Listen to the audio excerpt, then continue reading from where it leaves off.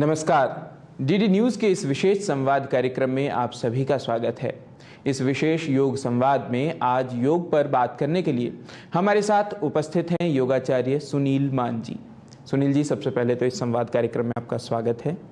प्रणाम, नमस्कार गवीश जी, और डीडी न्यूज़ के समस्त दर्शकों को मेरा प्यार भरा अभिनंदन। आचार्य जी, हम सबसे पहले जानना चाहते हैं, ये तो क्योंकि बात सही है कि जीवन में हर व्यक्ति की अपनी कोई ना कोई कहानी होती है। हम जानना चाहते हैं कि आपके जीवन में योग यात्रा कैसे शुरू हुई, आपकी योग में रुचि कब और कैसे आरंभ हुई? गवीश जी, मैं हरियाणा के एक बहुत छोटे से गांव इसरेहड़ी से संबंधित हूं। मेरे पिताजी और माताजी किसानी की है उन्होंने, और बड़ा ही एक सामान्य सा जीवन यापन किया है।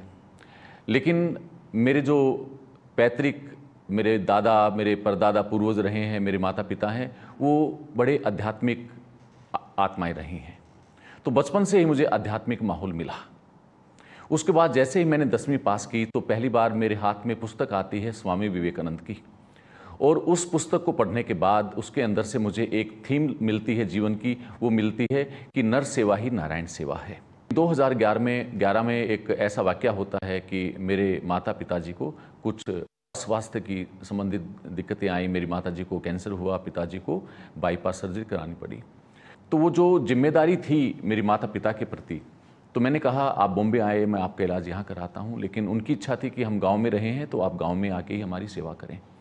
तो मेरी अंतरात्मा ने मुझे पुकारा और मुझे एक अंदर से ही आवाज़ आई कि आप राष्ट्र सेवा के लिए निकले हैं, लेकिन इस समय सेवा आपके घर से शुरू होनी चाहिए।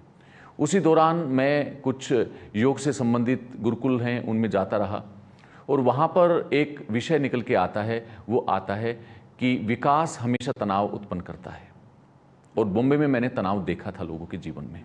तो अब वहाँ से मैंने निर्णय लिया कि मैं अपने देश को तनाव मुक्त करूँगा, और तनाव मुक्त करने का जो सबसे अच्छा उपाय है वो योग के अंदर है।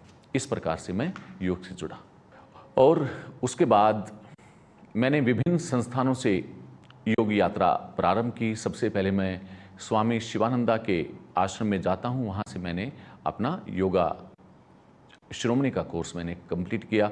उसके बाद कृष्णानंदा योगशाला में मैसूर जाता हूँ, वहाँ से मैंने योगाचार्य का अपना पूरा किया। उसके बाद मैंने हल्द्वानी से MA का योगा का कोर्स किया, और उसके बाद हमने अपना आर्य पावर योगा के नाम से दिल्ली NCR में बहुत सारे संस्थानों की स्थापना की, जो अभी बहुत अच्छे से चल रहे हैं। जी, तो इसका मतलब योग से आप स्वयं लाभान्वित हुए।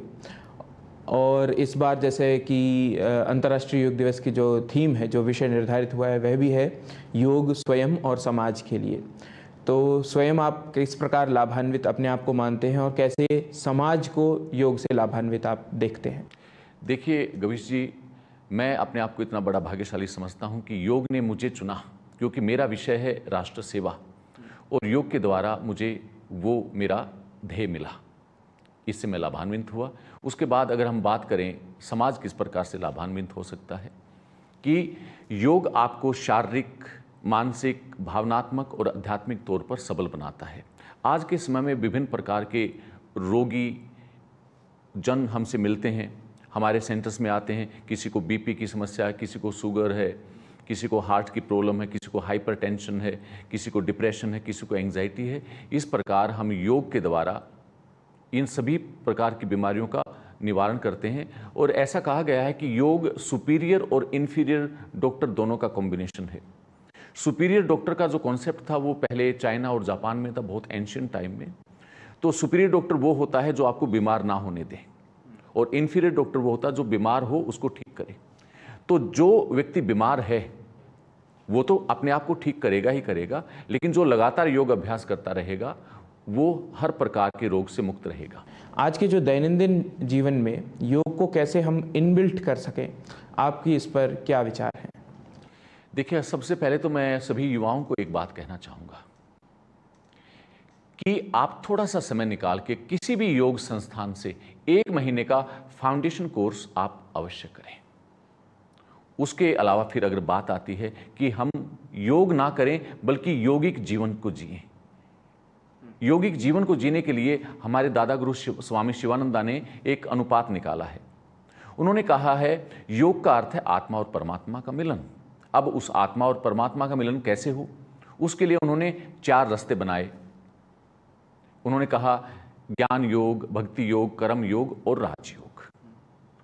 तो उन्होंने कहा कि जैसे आप सब्जी बनाते हैं तो 1 किलो सब्जी में 1 किलो नमक की ज़रूरत नहीं है, 1 किलो घी की ज़रूरत नहीं है, उसको आप स्वाद अनुसार और अनुपात अनुसार डालेंगे। तो ऐसे ही आज के टाइम में जो लोग गृहस्थी हैं, जो समाज से जुड़े हुए हैं, वो योग में कैसा अनुपात बनाएं, उसके लिए स्वामी शिवानंद ने कहा कि 60% आप कर्म योग करें, 30% आप राजयोग करें, 5% भक्ति योग और 5% ज्ञान योग। अगर 24 घंटे को अगर हम देखते हैं तो 8 घंटे हम सोते हैं, 16 घंटे हमें बचते हैं। 16 घंटे में भी 2 घंटे हम खाना पीना, नहाना धोना और ये बाकी आदि क्रियाएं हम करते रहते हैं। अब हमारे पास एग्रीगेट 14 घंटे बचते हैं। तो आज के समय के अनुसार 14 घंटे में से आपको 10 घंटे अपने काम को देने चाहिए। कर्मयोग करें 10 घंटे, जहाँ पर भी जाएं अपने काम को ईमानदारी से करें। स्टूडेंट हैं तो ईमानदारी के साथ पढ़ें, कहीं जॉब करते हैं, बिजनेस करते हैं तो उसको आप पूरी ईमानदारी और मेहनत लगन के साथ पूरा करें। उसके बाद 2 घंटे राजयोग करें, अपने तन और मन को दें। उसके बाद 1 घंटा डेली आपको ज्ञान योग करना चाहिए, अपने विषय से संबंधित या अध्यात्म से संबंधित किसी भी विषय वस्तु को पकड़ें और हर दिन कुछ न कुछ नई चीजें सीखें। और 1 घंटा आपको उस परमपिता परमेश्वर का भजन करना चाहिए, सुमिरन करना चाहिए। हर व्यक्ति को जीवन में आगे बढ़ना है तो उसके लिए आपको फोकस होना पड़ेगा। तो योग आपके फोकस को, आपके एकाग्रता को बढ़ाता है। स्वस्थ तन और मन ही अच्छे समाज का निर्माण कर सकता है, अच्छे परिवार का निर्माण कर सकता है और अच्छे राष्ट्र का निर्माण कर सकता है। तो मेरी ये प्रार्थना है सभी माता पिता से, अपने बच्चों को डिग्रियां करवाएं, MBBS डॉक्टर इंजीनियर बनाएं, लेकिन मैं कहूँगा 1 महीने का फाउंडेशन कोर्स किसी योग संस्थान से जरूर करवाएं। तो ये बात तो तय है ही कि सरकार के साथ साथ समाज को भी खड़ा होना पड़ता है, तभी किसी दिशा में पूरा देश आगे बढ़ पाता है। योग से जुड़े विभिन्न पहलुओं पर DD न्यूज़ के इस विशेष संवाद में आपने बात की, समय निकाला, इसके लिए मैं पूरी टीम की ओर से, DD न्यूज़ की ओर से आपको धन्यवाद देता हूँ। नमस्कार। नमस्कार कविश जी, आपको, पूरी टीम को और DD न्यूज़ को और समस्त दर्शकों को मेरा प्रेम भरा प्रणाम।